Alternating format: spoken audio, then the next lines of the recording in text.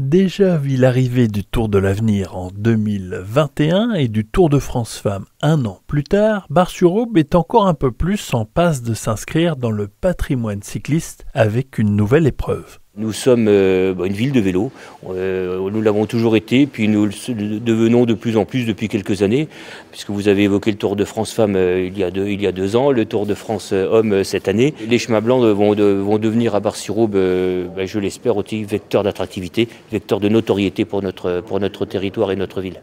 Des chemins blancs qui jalonneront les différents parcours proposés par l'organisation, et que ce soit en gravel ou sur route, il y en aura pour tout le monde. 2 épreuves gravel, une course gravel et une ultra gravel le samedi, une rando familiale le samedi après-midi avec une petite visite des caves de Champagne, et puis le dimanche une rando familiale et 3 circuits, un moyen, un petit et un grand sur route.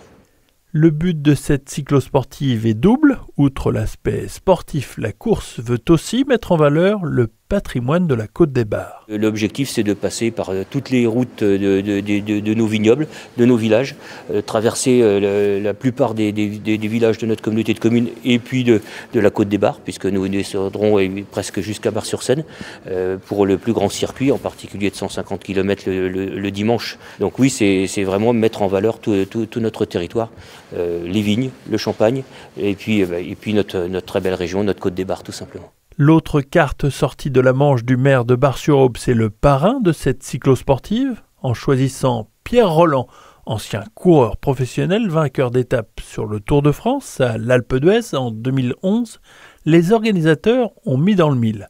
L'ancien cycliste d'Europecar a eu le coup de foudre pour le département de l'Aube. Je vais voir avec monsieur le maire, peut-être qu'il va me trouver un logement de fonction pour les saisons à venir, mais pour moi c'est vraiment quelque chose d'assez extraordinaire avec le Tour de France qui est passé l'année dernière. Ça a été l'une des plus belles étapes du Tour, et de l'ouvrir au plus grand nombre, je trouve ça extraordinaire. Très honnêtement, je trouve ça génial. L'organisation mettra aussi en place un village des exposants pour valoriser l'identité locale. De plus, cet événement sera éco-responsable avec plusieurs actions déployées afin de laisser un héritage positif sur le territoire et ses populations.